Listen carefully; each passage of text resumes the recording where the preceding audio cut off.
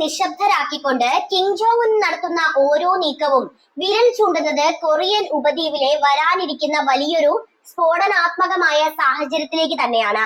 ഈ കിം ഇത് എന്തിനുള്ള പുറപ്പാടാണ് എന്ന് ലോകം മുഴുവൻ അമ്പരപ്പോടെ ചോദിക്കുമ്പോഴും തന്റെ ആയുധപ്പുരകൾ നിറയ്ക്കുന്ന തിരക്കിലാണ് അദ്ദേഹം. ദാരിദ്ര്യവും അന്താരാഷ്ട്ര ഒറ്റപ്പെടലും ഒരു വശത്ത് ആഞ്ഞടിക്കുമ്പോഴും വീണ്ടും വീണ്ടും യുദ്ധോപകരണങ്ങൾ നിർമ്മിച്ച് ശത്രുക്കളെ മുൾമുനയിൽ നിർത്തുന്നത് ഒരു വിനോദമായല്ല, മറിച്ച് ലോകം തന്നെ ഭയക്കുന്ന ഒരു മഹാശക്തിയായി ഉത്തര കൊറിയയെ മാറ്റാനുള്ള കിമ്മിന്റെ ഉറച്ച ലക്ഷ്യമായിട്ടാണ് നമുക്ക് കാണാൻ കഴിയുന്നത്. പുതിയ മിസൈൽ പരീക്ഷണങ്ങളിലൂടെ ശത്രുക്കൾക്ക് അസഹനീയമായ മാനസിക പീഡനം നൽകുമെന്ന് അദ്ദേഹം ആവർത്തിച്ച് പറയുമ്പോൾ അത് കേവലം ഒരു ഭീഷണിയല്ല, മറിച്ച് വരാനിരിക്കുന്ന ഒരു കൊടുങ്കാറ്റിന് മുന്നോടിയായിട്ടുള്ള ഇടിമുഴക്കമാണത്. ലോകത്തെ ഞെട്ടിച്ചുകൊണ്ട് കിം തന്റെ സൈനിക കരുത്ത് പ്രദർശിപ്പിക്കുന്നത് കേവലം അധികാരമോഹത്തിനപ്പുറം ആധുനിക യുദ്ധതന്ത്രങ്ങളുടെ പുതിയൊരു അധ്യായം കുറിക്കാനുള്ള പുറപ്പാടാണെന്ന് നമുക്കതിലൂടെ കാണാൻ സാധിക്കും. ലോകരാഷ്ട്രങ്ങളെ മുൾമുനയിൽ നിർത്തിക്കൊണ്ട് തന്റെ സൈനിക ആധിപത്യം വീണ്ടും ഉറപ്പിക്കുകയാണ് ഉത്തര കൊറിയൻ ഭരണാധികാരി കിം ജോങ് ഉൻ എന്ന വാർത്ത വരുന്നു. ശത്രു രാജ്യങ്ങളുടെ ഉറക്കം കെടുത്തുന്ന രീതിയിലുള്ള പ്രസ്താവനകളും അതുപോലെ തന്നെ മിസൈൽ പരീക്ഷണങ്ങളുമായി കിം വീണ്ടും വാർത്തകളിൽ നിറഞ്ഞു തുടങ്ങി. വരാനിരിക്കുന്ന ഭരണകക്ഷി സമ്മേളനത്തിൽ രാജ്യത്തിന്റെ ആണവശക്തി 10 മടങ്ങ് വർദ്ധിപ്പിക്കാനുള്ള വൻ പദ്ധതികൾ താൻ അവതരിപ്പിക്കുമെന്ന് അദ്ദേഹം പ്രഖ്യാപിച്ചു കഴിഞ്ഞു. കഴിഞ്ഞ ചൊവ്വാഴ്ച നടന്ന മിസൈൽ പരീക്ഷണം നേരിട്ട് വിലയിരുത്തിക്കൊണ്ടാണ് തന്റെ എതിരാളികൾക്ക് അസഹനീയമായ മാനസിക പീഡനം നൽകുന്ന തരത്തിലുള്ള നീക്കങ്ങളുമായി മുന്നോട്ടു പോകുമെന്ന് അദ്ദേഹം മുന്നറിയിപ്പ് നൽകിയത്. 5 വർഷത്തെ ഇടവേളയ്ക്ക് ശേഷം നടക്കുന്ന വർക്കേഴ്സ് പാർട്ടി കോൺഗ്രസ് ഉത്തര കൊറിയയുടെ സൈനിക നയങ്ങളിൽ വലിയ മാറ്റങ്ങൾ കൊണ്ടുവരുമെന്ന കാര്യം ഉറപ്പാണ്. ഉപരോധങ്ങളും അതുപോലെ തന്നെ അന്താരാഷ്ട്ര സമ്മർദ്ദങ്ങളും നിലനിൽക്കുമ്പോഴും അമേരിക്കയും അതുപോലെ ദക്ഷിണ കൊറിയയും ഉൾപ്പെടെയുള്ള ശത്രുപക്ഷത്തെ ഭയപ്പെടുത്തുന്ന തരത്തിൽ അത്യാധുനിക ആയുധ ശേഖരം കെട്ടിപ്പടുക്കാനാണ് കിം ജോങ് ഉൻ ലക്ഷ്യമിടുന്നത്. ലോക സമാധാനത്തിന് വെല്ലുവിളിയാകുന്ന ഈ സൈനിക നീക്കങ്ങൾ വരും ദിവസങ്ങളിൽ കൊറിയൻ ഉപദ്വീപിൽ വലിയ രാഷ്ട്രീയ ചലനങ്ങൾ സൃഷ്ടിക്കുമെന്നതിൽ യാതൊരുവിധ സംശയവുമില്ല. ഉത്തര കൊറിയയുടെ പരമാധികാരി കിം ജോങ് ഉന്നിന് ആണവായുധങ്ങളോടുള്ള സമാനതകളില്ലാത്ത ആഭിമുഖ്യം വെറും സൈനിക തന്ത്രങ്ങൾക്കും അപ്പുറം തന്റെ ഭരണകൂടത്തിന്റെ നിലനിൽപ്പിനായിട്ടുള്ള ഏക രക്ഷാകവചമായിട്ടാണ് അദ്ദേഹം നോക്കിക്കാണുന്നത്. ലോകരാജ്യങ്ങൾ ഒന്നടങ്കം ഉപരോധങ്ങളിലൂടെയും അതുപോലെ നയതന്ത്ര സമ്മർദ്ദങ്ങളിലൂടെയും പിന്തിരിപ്പിക്കാൻ ശ്രമിക്കുമ്പോഴും കിം തന്റെ ആണവ പദ്ധതികളെ കൂടുതൽ തീവ്രതയോടെ മുന്നോട്ട് നയിക്കുന്നത് ഈ ഇഷ്ടത്തിന്റെ ആഴം വ്യക്തമാക്കുന്നുണ്ട്. 5 വർഷത്തിലൊരിക്കൽ മാത്രം നടക്കുന്ന നിർണായകമായ പാർട്ടി കോൺഗ്രസിൽ തന്റെ രാജ്യത്തിന്റെ ആണവശക്തി ഇരട്ടിയാക്കാനുള്ള പദ്ധതികൾ അവതരിപ്പിക്കുമെന്ന് അദ്ദേഹം പ്രഖ്യാപിക്കുമ്പോൾ അത് കേവലം ഒരു പ്രസ്താവനയായിട്ടല്ല നമ്മൾ നോക്കിക്കാണേണ്ടത്, മറിച്ച് തന്റെ ശത്രുക്കളെ മാനസികമായി തകർക്കാനുള്ള കൃത്യമായ നീക്കമാണ് കിം നടത്തുന്നത് എന്നതാണ്.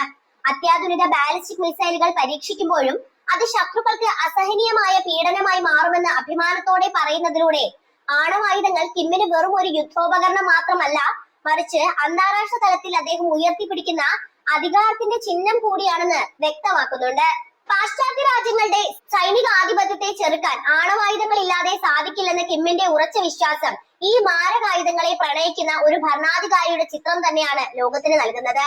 ഈ സൈനിക മോഹങ്ങൾ മേഖലയിൽ അസ്ഥിരത പടർത്തുമ്പോഴും തന്റെ ആണവ സ്വപ്നങ്ങളിൽ നിന്ന് 1 ഇഞ്ച് പോലും പിന്നോട്ട് പോകാൻ കിം തയ്യാറല്ല എന്നത് ഓരോ പുതിയ മിസൈൽ പരീക്ഷണങ്ങളും അടിവരയിട്ട് നമ്മളോട് പറയുന്നുണ്ട്.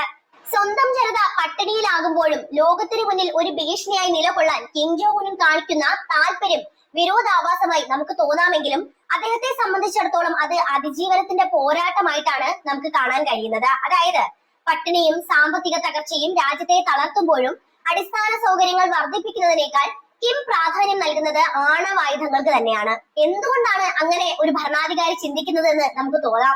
വിദേശ ശക്തികൾ, പ്രത്യേകിച്ച് അമേരിക്കയും ദക്ഷിണ കൊറിയയും തന്റെ ഭരണകൂടത്തെ അട്ടിമറിക്കുമെന്ന ഭയമാണ് ഈ ആയുധ പ്രേമത്തിന്റെ പിന്നിലെ പ്രധാന കാരണം. ആധുനികമായ ആണവായുധങ്ങൾ കൈവശമുണ്ടെങ്കിൽ മാത്രമേ ലോകരാഷ്ട്രങ്ങൾക്കിടയിൽ തനിക്ക് വിലപേശാൻ സാധിക്കൂ സൈനികമായി തന്നെ ആരും തൊടില്ലെന്നും അദ്ദേഹം ഉറച്ചു വിശ്വസിക്കുന്നുണ്ട്. ജനങ്ങൾക്ക് അന്നം നൽകുന്നതിനേക്കാൾ വലിയ സുരക്ഷയാണ് മാരകമായ മിസൈലുകൾ നൽകുന്നത് എന്ന ചിന്താഗതിയാണ് ഉത്തര കൊറിയയെ ഇപ്പോൾ നയിക്കുന്ന വികാരം. അന്താരാഷ്ട്ര തലത്തിൽ ഒറ്റപ്പെട്ട ഒരു രാജ്യം എന്ന നിലയിൽ തങ്ങളുടെ ശബ്ദം ലോകം കേൾക്കണമെങ്കിൽ ആണവായുധങ്ങളുടെ മുഴക്കം വേണമെന്ന് കിം കണക്കുകൂട്ടുന്നു. സ്വന്തം പൗരന്മാർ കടുത്ത ദാരിദ്ര്യം അനുഭവിക്കുമ്പോഴും മിസൈലുകൾക്കായി കോടികൾ ഒഴുക്കുന്നത് കിമ്മിന്റെ കണ്ണിൽ അത് രാജ്യത്തിന്റെ അഭിമാനമാണ് ഉയർത്തുന്നത്. അതുകൊണ്ട് തന്നെ ജനങ്ങളുടെ വിശപ്പിനേക്കാൾ ഉപരിയായി തന്റെ സിംഹാസനം സംരക്ഷിക്കാനുള്ള ഏറ്റവും വലിയ കവചമായിട്ട് തന്നെയാണ് അദ്ദേഹം ഈ ആണവ ശേഖരത്തെ നോക്കിക്കാണുന്നത്. ഈ ഭ്രാന്തമായ ആയുധകമ്പം ഉത്തര കൊറിയയെ ഒരു വശത്ത് സൈനികമായി ശക്തിപ്പെടുത്തുമ്പോഴും മറുവശത്ത് മാനുഷികമായ വലിയ ദുരന്തത്തിലേക്കാണ് അവിടുത്തെ ജനങ്ങളെ നയിച്ചുകൊണ്ടിരിക്കുന്നത് എന്ന് ഉത്തര കൊറിയയുടെ യാഥാർത്ഥ്യമാണ്. ഉത്തര കൊറിയയുടെ ആണവായുധ മോഹങ്ങളെയും സൈനിക ആധിപത്യത്തെയും ചരിത്രത്തിന്റെ ചതുരംഗ പലകയിൽ വിശകലനം ചെയ്യുമ്പോൾ അത് 7 പതിറ്റാണ്ടുകളിലേറെ നീളുന്ന ഭയത്തിന്റെയും അതിജീവന തന്ത്രത്തിന്റെയും പകപോക്കലിന്റെയും കഥയാണെന്ന് നമുക്ക് വ്യക്തമായി തുടങ്ങും. എന്തുകൊണ്ടാണ് കിം ഇങ്ങനെ ചിന്തിക്കുന്നത് എന്ന് അവിടെയാണ് നമുക്ക് കിട്ടുക. രണ്ടാം ലോക മഹായുദ്ധത്തിന് ശേഷം കൊറിയൻ ഉപദ്വീപ് രണ്ടായി വിഭജിക്കപ്പെട്ടപ്പോൾ മുതൽ തുടങ്ങിയതാണ് ഈ സംഘർഷം.